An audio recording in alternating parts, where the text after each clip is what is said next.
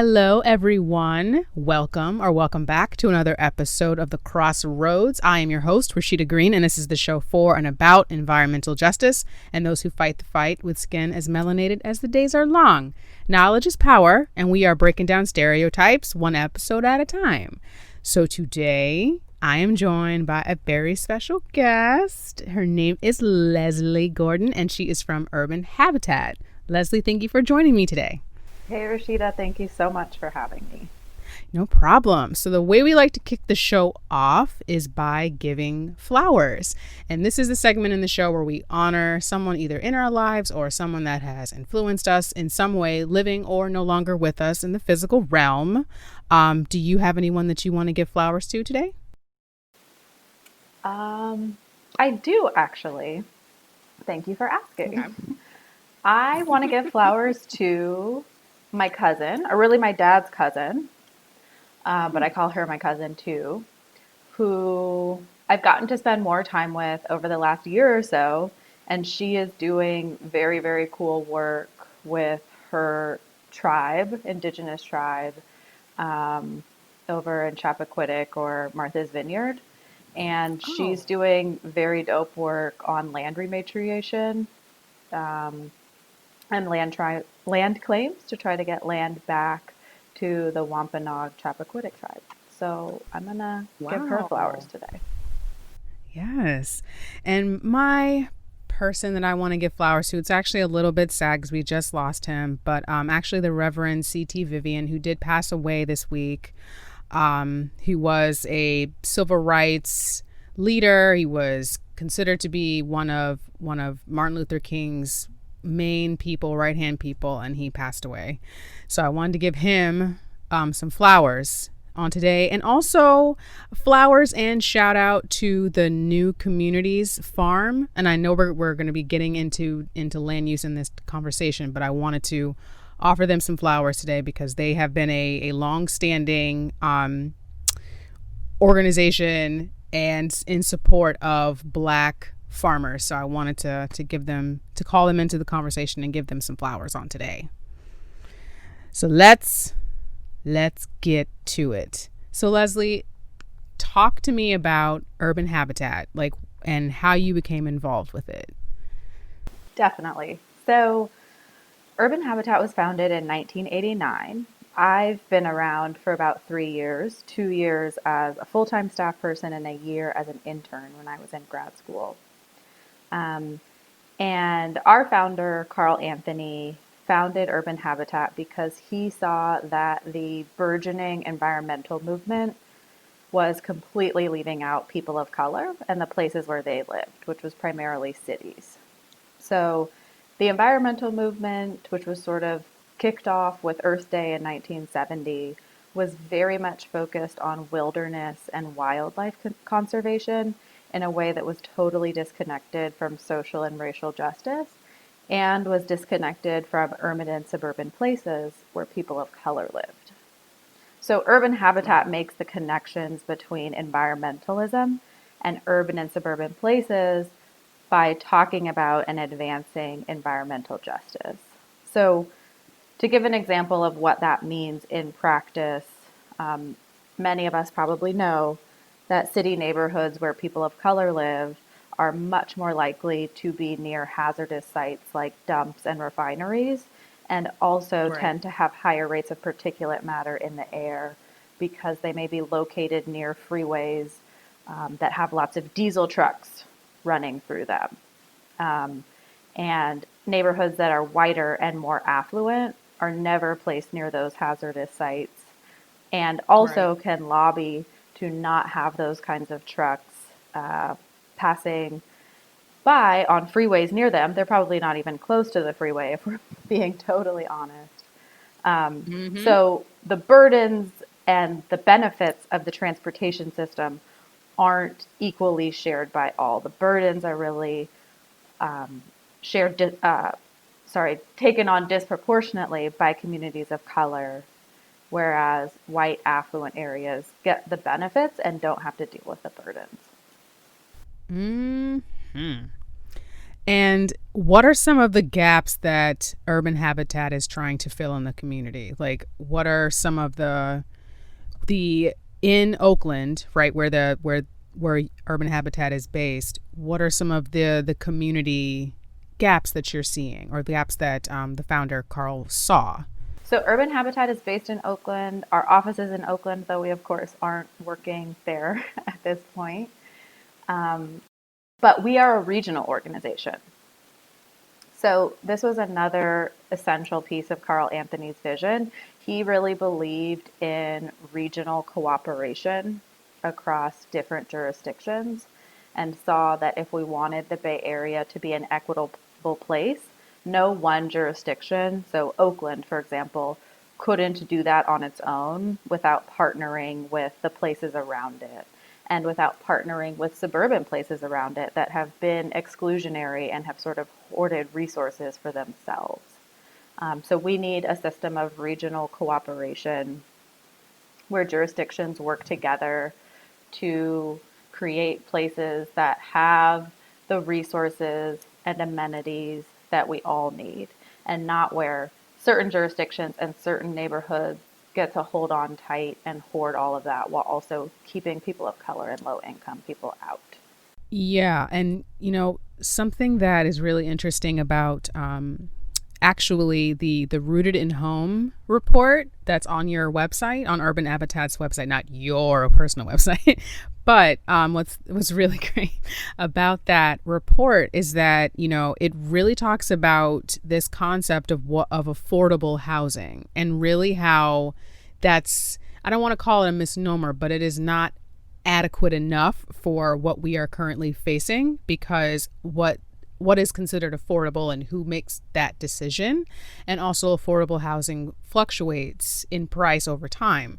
So that was something that was just really important, and I wanted to call that into the conversation because like a lot of major cities, but especially in California, and major cities like DC and New York as well, there's a housing crisis where folks are literally are homeless and may be employed or have access to some source of income, but it is not enough to find them an adequate place to live. And part of what I love about Urban Habitat is one of your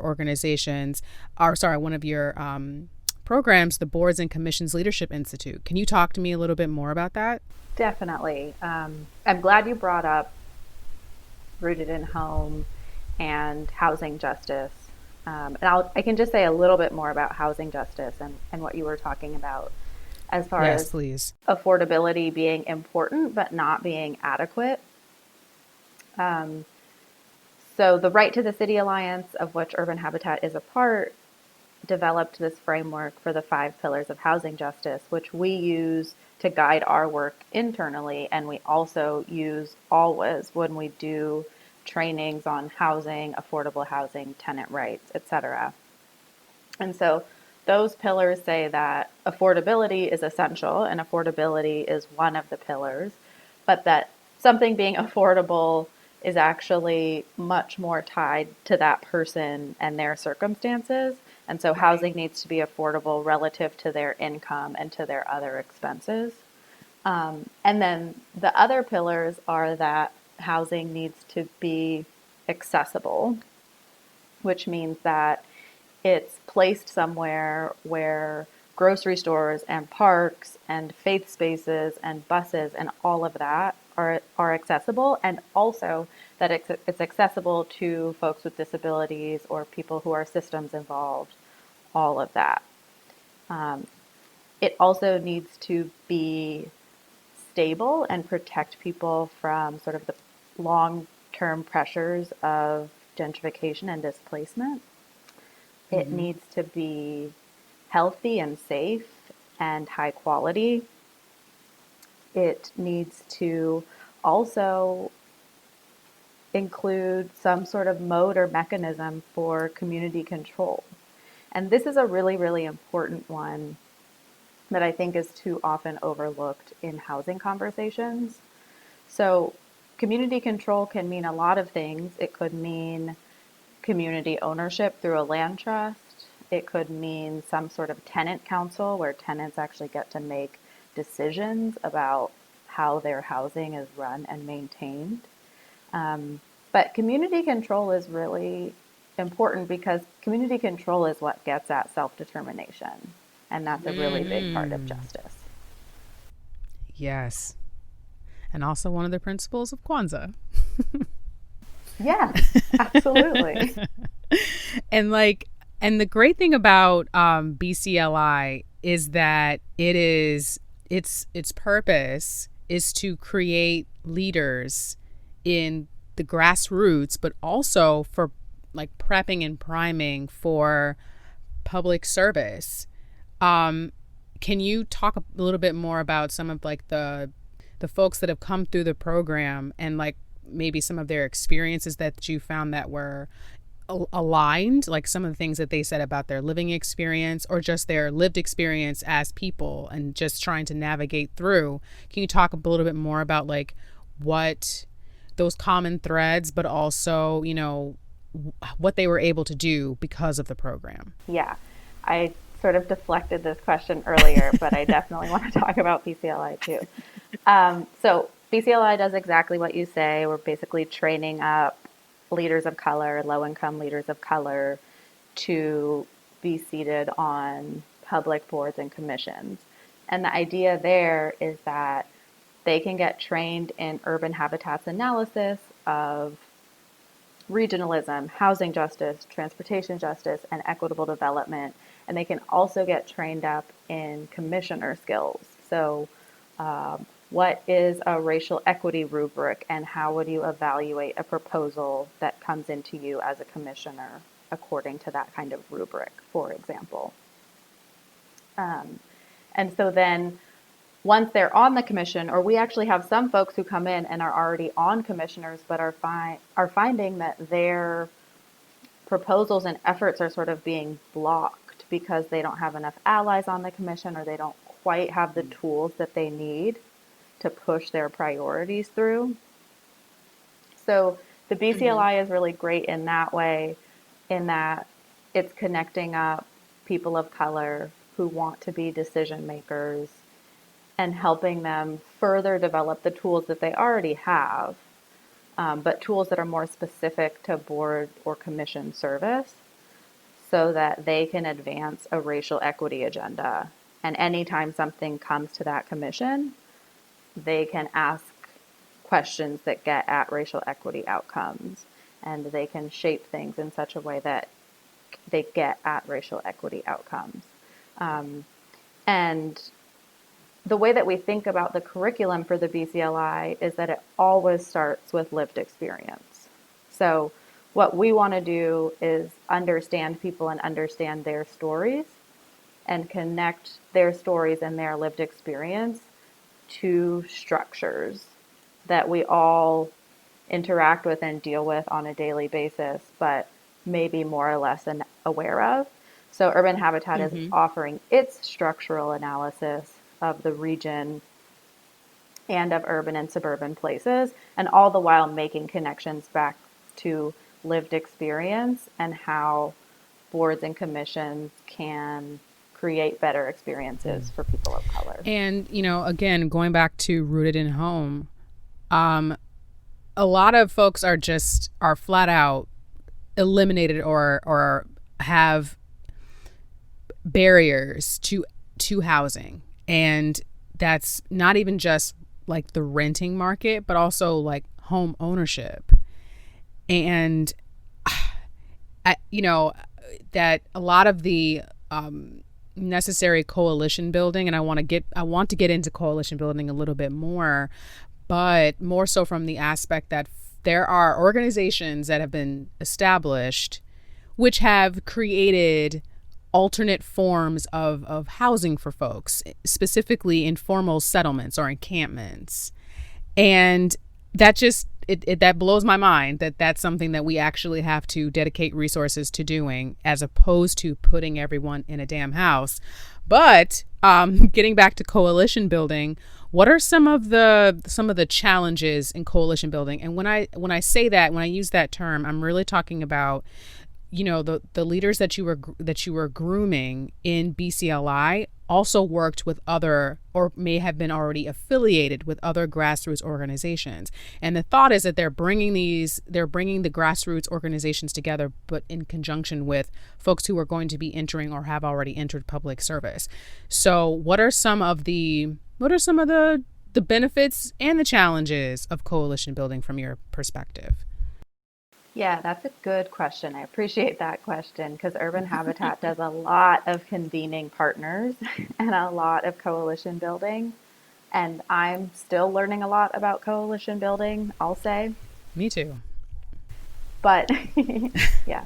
Um, Coalition building is fundamentally about moving a lot of different people and a lot of different organizations in alignment in order for them to build power together and win. So that's the thing that's so beautiful about coalition building. Coalition building builds numbers, builds power, and leads us to wins.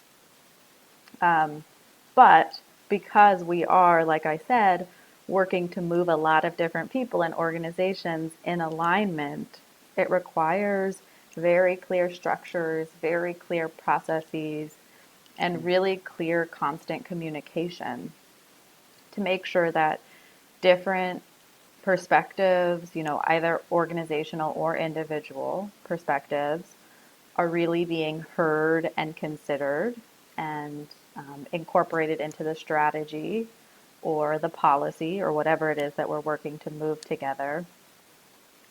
And then to make sure that we sort of have shared bottom lines and are really moving together towards the same goal and have a very, very clear sense of what we are willing to let go of and what we can't let go of.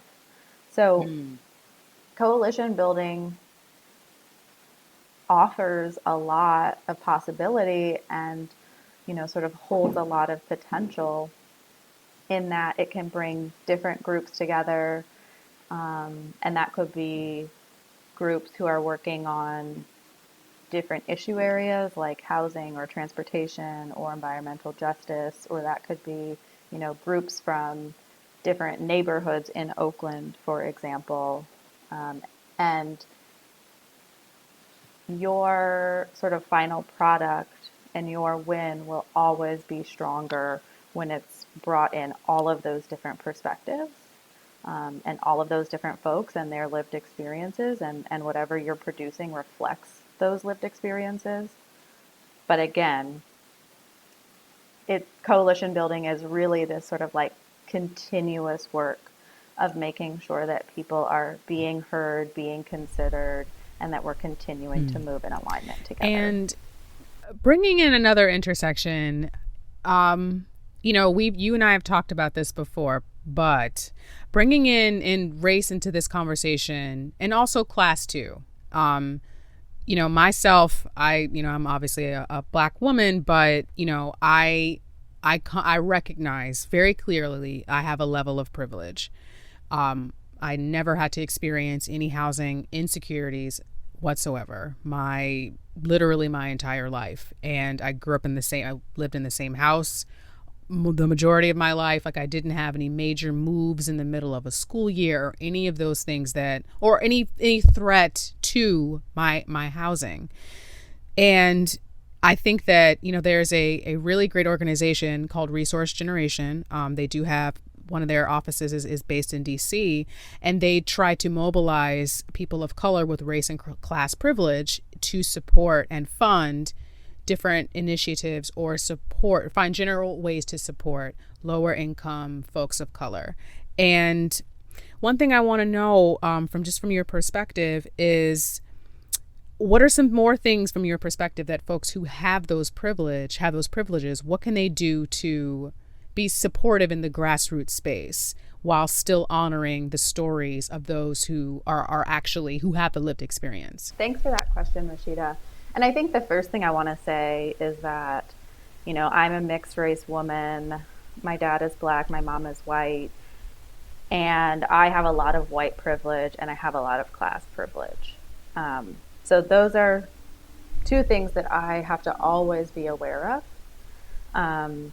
and really, take into consideration in terms of how I'm showing up in coalition spaces and other Right. community-based spaces.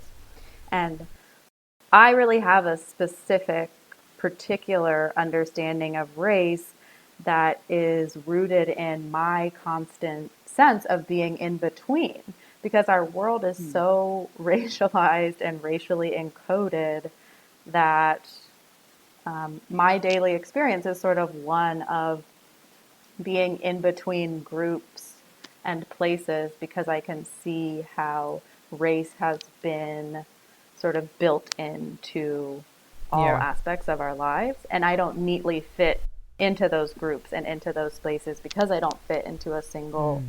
racial category. So, in thinking about how to show up for folks who don't have the forms of privilege that I have, I think it's really essential to always come into the room with humility, to be ready to listen, and ultimately to decenter myself and my perspective. I think that I do have an important perspective to bring to this work, but it's absolutely not the central or primary perspective. I don't need to be at the center. And really, the Right. most impacted people need to be at the center, and they need to feel comfortable talking about their experiences. They need to feel confident that those experiences will be taken seriously. And in the context of my work, that those experiences will sort of form the foundation for whatever work that we're doing. So if we're developing a new policy, it has to be grounded in the lived experiences of the most impacted, and the goals have to be to positively affect Mm. their That was lives. really well said. I'm glad you. I just really like the way you said that. Um, Oh, thank you.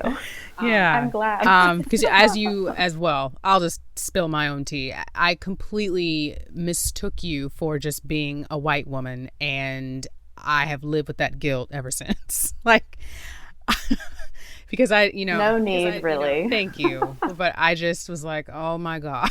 I hope you heard how mortified I was in my voice. I did, and I sort of No, felt bad that you good. felt so bad. But yeah, I mean, that's something that I encounter regularly, or sometimes I just sort of encounter Mm, confusion about how I fit into what right. group. Um, So, shifting back to the Bay Area, what are some of the major environmental please don't say everything, but like what are the major environmental burdens that you see in the Bay Area? so, as you sort of alluded to, there are a Mm-hmm. lot of environmental burdens.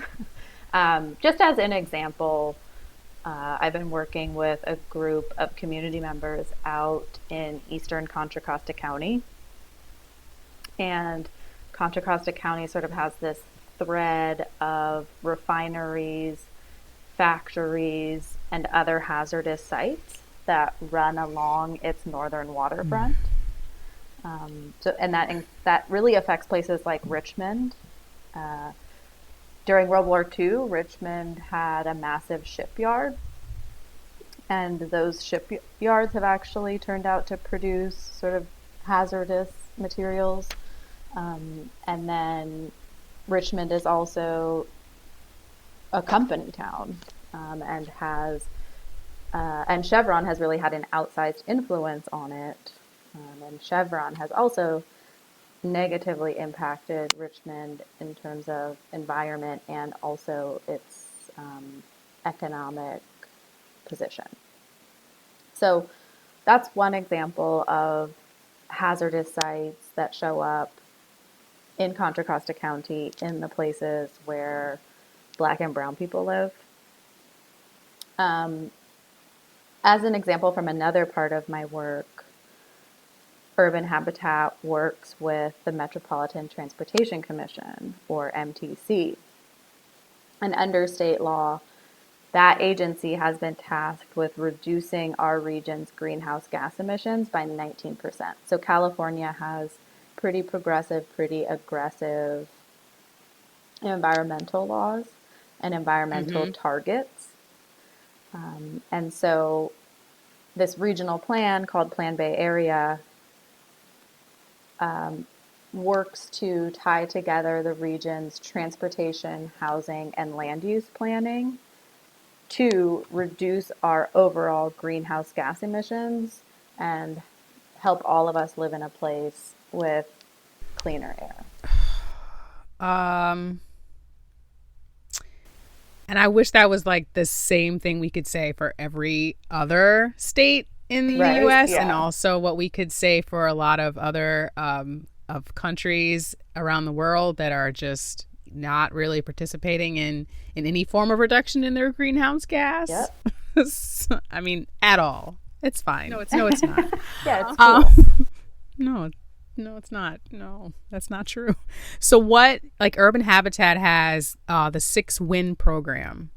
Can you can you describe that a little bit more? Or a period? Sorry. Yeah, definitely. The Six Wins for Social Equity is a regional coalition that Urban Habitat convenes with a close partner organization, Public Advocates. And that coalition came together in 2010, so 10 years ago, around the first Plan Bay Area process. So, Plan Bay Area is the plan that I just talked about that the Metropolitan Transportation Commission is responsible for. And so the idea there was okay, there's this first ever big regional plan that's going to have impacts on transportation, housing, and land use. So we need to have grassroots voices involved in shaping how this plan looks and what its goals are. So a group came together of labor organizations, faith organizations, transportation justice organizations, housing organizations, and others to try to put together a plan that really, centered the lived experiences of the most impacted.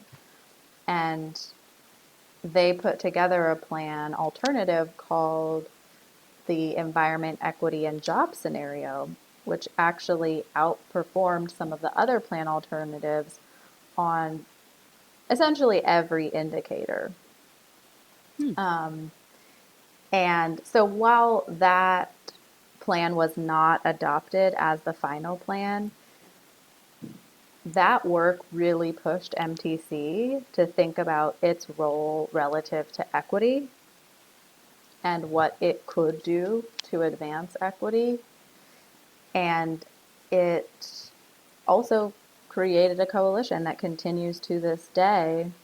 And we've sort of gotten more and more involved in housing work given the severity of the housing crisis in the Bay Area. So over the last couple of years, our primary campaigns have dealt with housing justice. And a big piece of that at the regional scale has been pushing for tenant protections and pushing for what we call a 3Ps framework.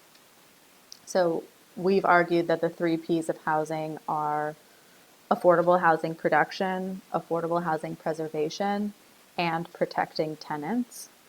Often, housing solution conversations focus entirely on housing production. It may not even be affordable housing, it may be more about market rate housing. And what the Mm-hmm. Six Winds has been saying at the regional level is no, we really need to focus on affordable housing production. We really need to preserve existing affordable housing where people of color are living now. And we also need to be sure that we're protecting tenants. And actually, protecting tenants has to be the first step in any housing plan because we have to protect people immediately and in place. Yes. And, a quick kind of, not a segue question or a side question, but kind of like a half side question is like, what are the challenges in prioritizing environmental or like climate action with housing? Like, what are some of those? I mean, you just said that, the housing crisis is such a major concern in the Bay Area. How has Urban Habitat managed to balance both of these priorities? That's a really good question. And I will say that that has been hard. because of how acute the housing crisis is at this point and really has been for the last 5 years, it's Yeah. hard to balance a longer term threat and a longer term goal like climate resilience with really immediate needs. You're we're talking, I'm here in Oakland, you're on the East Coast, and you were sort of expressing this shock at the informal settlements or the encampments of unhoused people that we have across Oakland and across San Francisco and also in other places in the region. So that's how serious our housing crisis is, that people, and particularly Black people, have been pushed out of their housing and are now living on the streets. Um, Yes. so it's really hard to center climate change and climate resilience when you're also trying to address immediate needs that are as serious as people living in the streets. But we are part of a national initiative called Spark, and that initiative is challenging us to do exactly what you're asking about. It's challenging us to really work in the intersections of housing and health and climate and racial equity. So, this initiative, for example, recently developed a climate survey tool.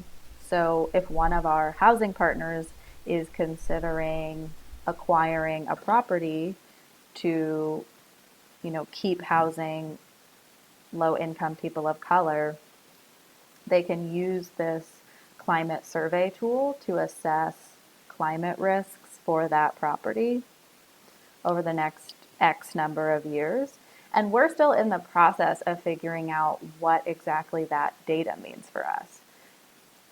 Given the housing context that I just laid out, we're not really in a position to say, okay, in 15 years, this home will be in an area that's really experiencing the urban heat island effect. So we'll just not acquire it, we'll allow it to lose its affordability, we'll allow those people to be pushed out, and we'll try to find a property that's more ideal in terms of these climate risk and resilience indicators. Um, so, like I said, we're still developing a process for what exactly we do with that information. But I think it's really important information to have as we think about our affordable housing preservation strategy across Oakland and in other places. But it is really tough to balance what folks need today versus what's going to be best in 10, 15, 20 years. That's if we make it, That's Leslie. true. I guess I'm being an off. It's fine. It's I appreciate it. But like so I've been chomping at the bit to talk about land use. Everybody loves land use. I really have. Everybody loves land use. Come on, it's awesome.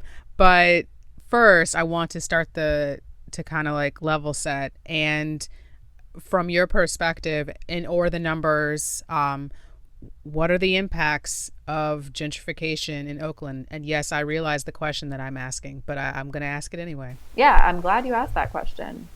It's an important one. So, the impacts of gentrification and displacement have been one that Oakland lost about 44,000 Black residents between 2000 and 2014. So that was the largest decrease in the Black population in the Bay Area. Yeah, that's really heavy. And it's also part of this broader phenomenon that Urban Habitat has been reporting on and talking about since at least 2016, which is this phenomenon of resegregation. So we put out a report on the resegregation of the Bay Area, where we argued that gentrification and displacement in the inner core and this sort of new phenomenon of the suburbanization of poverty we're related, and we're actually a single phenomenon where when people are pushed out from their longtime homes and neighborhoods and are pushed out into the edges of the region, what we're seeing is this new geography of segregation. So Black and brown people, and like I said, particularly Black people, have been pushed out of places like Berkeley and Oakland in the East Bay to the edges of the region, to places like Antioch and Pittsburgh and Bay Point, which are in eastern Contra Costa County and, are on a good day a 45-minute drive, with the long commutes and the traffic that we have, are maybe an hour and a half drive. So what we've Oh seen is no. that people's lives are split across different places because on Sundays, people are still driving into Oakland to go to the church that they grew up going to where they still have friends. Or they may have some other sort of social network or social community that's still in Oakland that's really important to them. And so they'll come back into Oakland in order to be a part of that community. So gentrification and displacement have really pushed out the Black population, and also are pushing out is pushing out brown people. And we're seeing this phenomenon where the places where people are being pushed out to don't have the same elected leadership, don't have the same kinds of organizing groups. And so that's an issue that Urban Habitat has been working on for the last 5 years or so. Leslie, talk to me about some of the barriers that you've experienced or seen in regards to why folks are not able or don't have the knowledge of land management, or also what are some of the things that contribute to folks losing their housing. Yeah, so, land management through land use is really complicated and it's hella technical, honestly. People go to grad school to get a planning degree to understand what land use is and how it functions.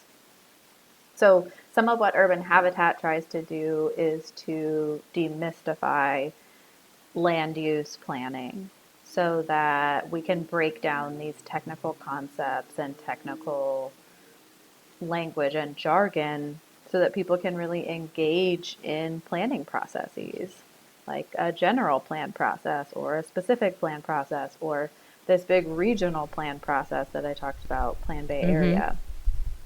But it can be really tough to break in to those kinds of spaces or those kinds of processes, because oftentimes the people who are leading those processes, city planners or consultants, are used to talking to people who are very familiar with the language and the jargon, and they aren't always so good at really breaking things down so that everyday people who care and live in the community can understand and engage and offer their input.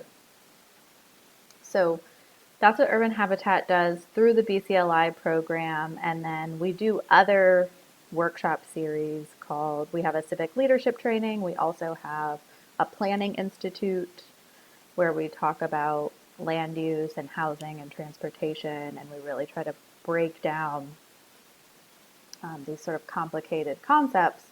And like I said, we're also always working to connect the personal to the structural so that people see how their personal experiences are shaped by structures that we're all dealing with and living within, but that affect us differently depending on our different forms of privilege. And we are well into the crossroads, or we've definitely come to a point where I think we are at the crossroads. And what I really want to call into this conversation is a couple pieces. One is, every single time, I do an episode and I talk to folks about, you know, the organizations that they can support. Urban Habitat is a clear example, a prime example of what I'm talking about, of organizations that are in the community doing the work.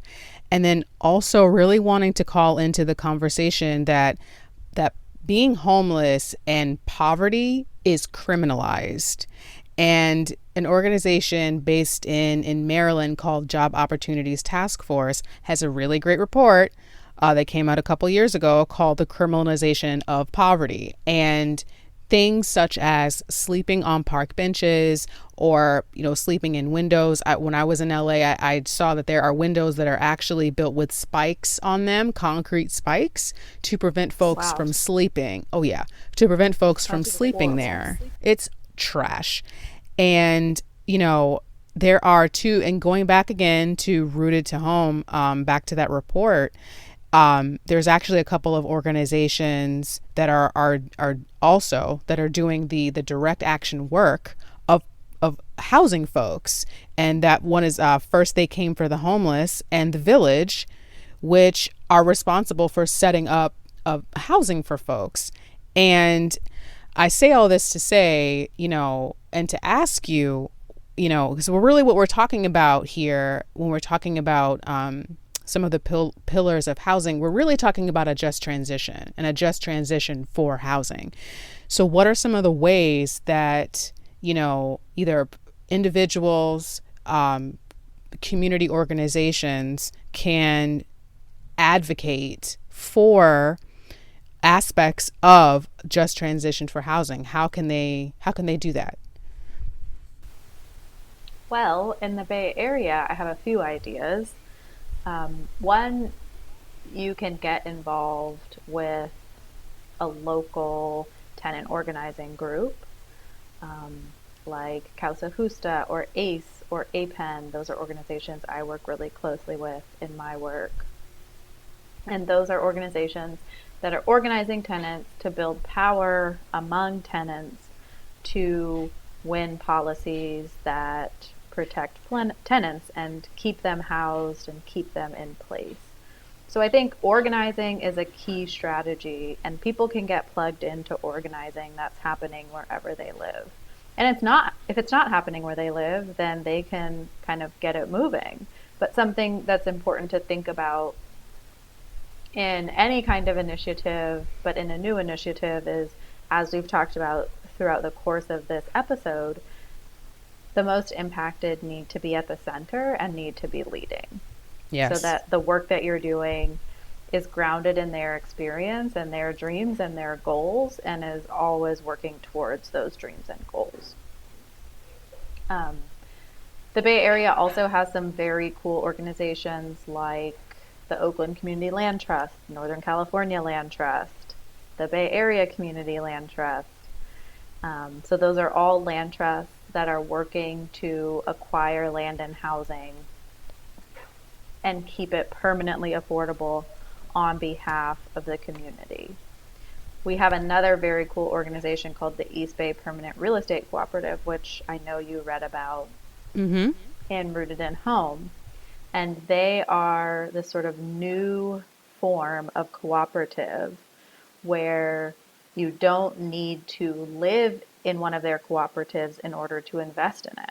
You can be a community owner or an investor owner and invest an amount of money that is reasonable for whatever your circumstances are.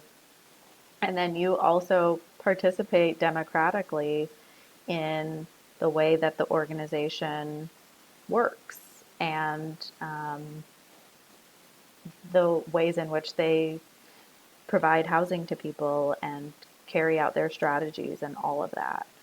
Um, so there are lots of ways to get involved, and I think there's a real need for people to pay more attention and get involved and look at the intersections or the nexus of housing justice, racial justice, and public health or health equity, given everything that's going on right now.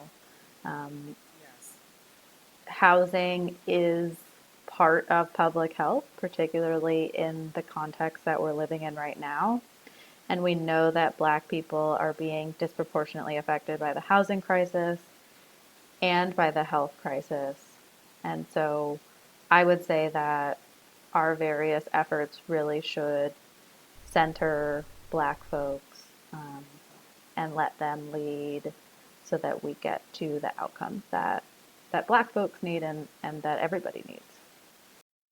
And can we talk a little bit about community land trust and kind of like breaking that down? Like from your experience, what are some of the benefits of like what is it? What is a community land trust? And then what are some of the benefits if folks are interested in potentially developing a community land trust in their community or their neighborhood or somewhere adjacent? Yes. So, one, I do want to connect back to new communities, which you mentioned at the beginning of our episode. And Alignment. New Communities Inc. founded a land trust, that was intended to keep Black folks in Georgia on the land, housed and working agriculturally, because they'd been dealing with various forms of disenfranchisement and dispossession and realized we really need to own our own land in order to be able to stay and to develop wealth and to develop generational wealth. So that's where the U.S. land trust movement comes out of. And I think it's really important to name that history and remember that. Mm-hmm. Um, so, what a land trust is it's a nonprofit organization. It's a 501c3 organization that buys land and housing on behalf of community members, and it separates the ownership of the land from the ownership of the housing on top of it. And that housing is sometimes called the structure or the improvements. So, what that does is it helps keep housing affordable in the long term because the community land trust holds the land value as affordable in the long term. A lot of what makes housing so expensive is the value of the land beneath it, not the Mm. value of the structure itself. Right. So when you sort of disentangle the ownership of those two components and you keep the land affordable, you can also keep housing affordable. And what's really cool about community land trusts is that they're flexible models that allow for different kinds of ownership and governance structures. So you could live in a land trust building and you could rent. You could work with your local land trust to become an owner. You could work with your land trust to develop a cooperative with other people and live in a cooperative on top of land trust land. So it offers different options there. And then I think the last thing I'll say is that land trusts typically use what's called a tripartite board structure, which sounds really weird and wonky, but A essentially little. essentially it just means that the board is comprised of three different types of people. So residents need to be on the board, community members need to be on the board, and then other people sort of affiliated with the public interest need to be on the board. And that's how the land trust really stays accountable to community and what the Mm. community wants by developing a board that way and making sure that the right folks are on that board. And when I say the right folks, I mean people who are going to hold the land trust accountable to community. Right. And the reason that I'm asking these questions is really because, the the housing market as it stands and homeowners themselves have a lot of control and a lot of say about what is built in their community. And that is exhibited by the not in my backyard concept, where neighborhoods decide, or community members decide, that they do not want to have an incinerator or cell towers or other forms of environmental burdens close to their neighborhoods. And that is how they end up in lower income and or poor communities, because they are not as organized. I mean, I did an episode titled Unlikely to Resist, where I broke down the Love Canal environmental incident, we'll call it. And they cited, or the woman who wrote a book about her experience at Love Canal literally said that these organizations, these corporations, look for places that are unlikely to resist and or will not stand up or don't know to stand up, and they are easy targets for terribleness, for environmental burdens and adverse health risk. So that's why I really wanted to spend some time talking about that, because of all the negative ramifications that has. So really, I really appreciate you calling that into the conversation. And as we're wrapping up, are there any, from Urban Habitat, are there any projects that you guys are working on right now? Are there any other short or long-term solutions that folks can execute in their communities? There are many things I'm working on that we're excited about, but I'll just name a few. One, I'm part of this Oakland preservation table, where we're developing a tenant-driven preservation model. And what that means is that when we're thinking about how and where and why to preserve affordable housing, we're actually relying on the tenants themselves to give us that information about which buildings are at risk of losing their affordability, or which buildings have habitability issues, or which buildings might have a willing seller. And then we can partner with a housing organization like the Land Trust to acquire that building in partnership with the tenants, and work out some kind of structure where maybe they become owners and they own it collectively. Maybe they continue renting, whatever works for the tenants and works for the Land Trust. So that work has been really exciting, and it's also led us to develop a tenant opportunity to purchase act campaign, TOPA. And TOPA is a policy that gives tenants the right to make the first offer if their landlord decides to sell their building.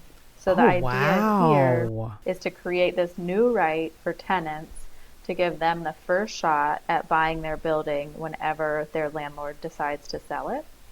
It gives them the first shot. It gives them a little bit more time to organize themselves if there are multiple tenants, to work with a local organization to get some technical assistance, and then to also secure financing to make the purchase.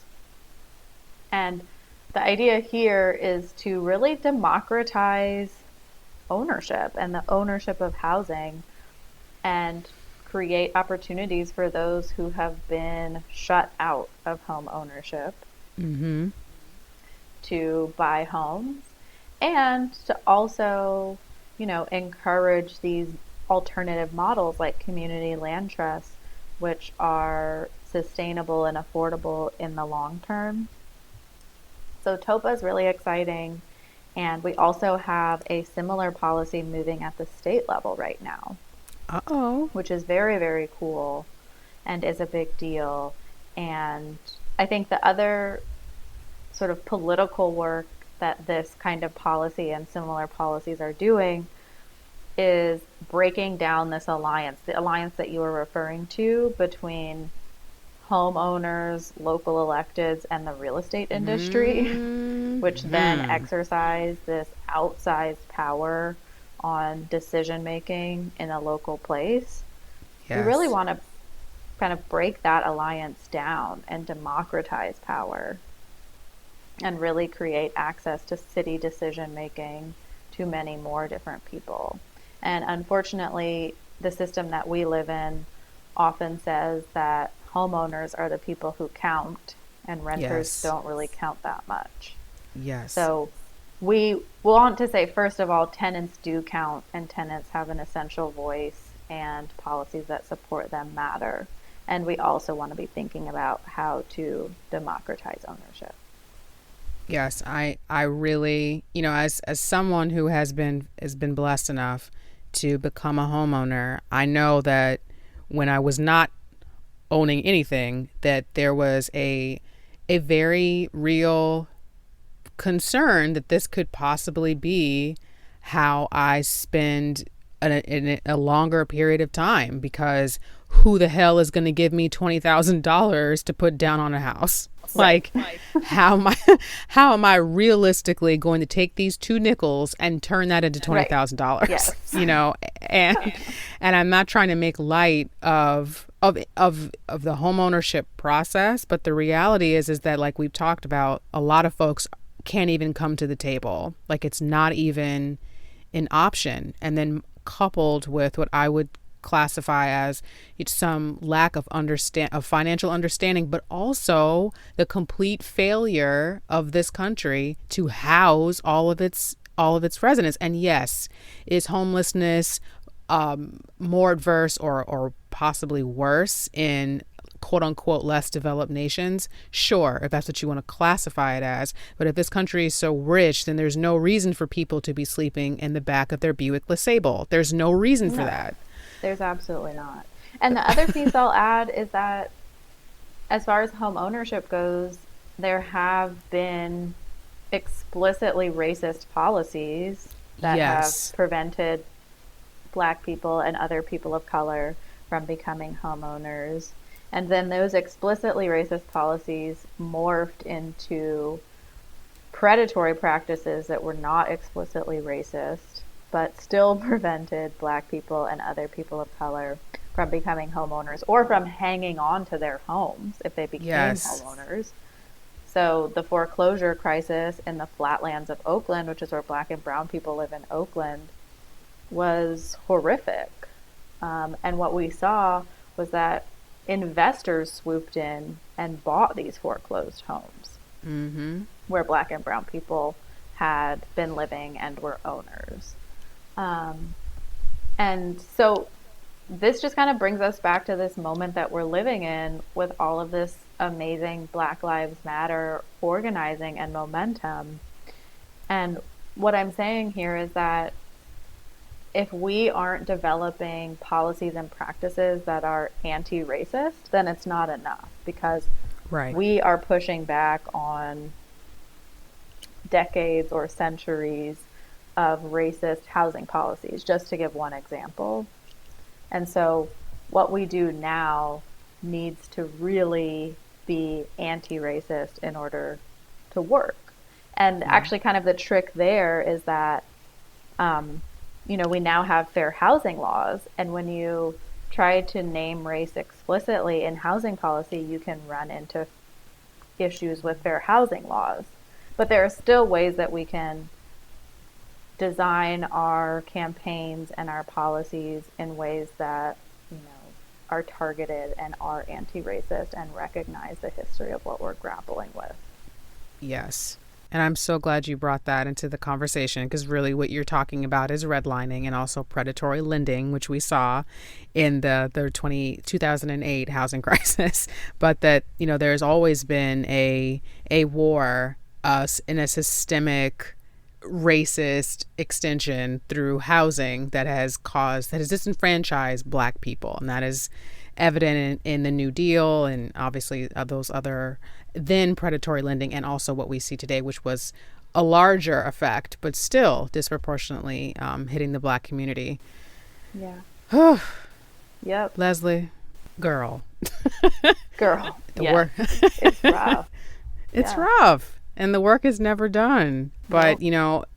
it's so great that that urban habitat exists, that Carl Anthony had this vision, and that you are an extension of that vision and helping to execute that execute that vision in Oakland. So I really appreciate you taking the time to be with me here today. I really appreciate it, and I appreciate the work that you're doing. Before we leave, are there any shout outs that you might have, or do you want to plug anything, plug any social media? Now's the time. Wow, good question. Okay, I wasn't totally prepared for this one. I'll just shout out all of my colleagues at Urban Habitat who are very supportive and who have really sort of facilitated my own learning. I'm still learning so much about all of this work, and I think it will, be a lifelong process like most forms of learning are.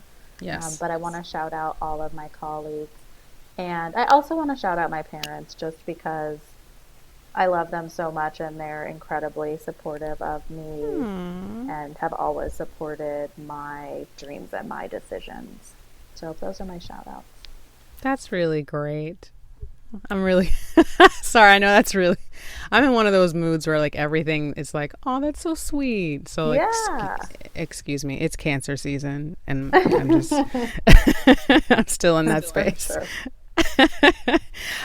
For me, shout out wise, definitely the new communities farm that we mentioned before, and of course organizations like that I mentioned, the Village, First They Come for the Homeless, and again another shout out to Job Opportunities Task Force and a lot of the work that they are doing in Maryland.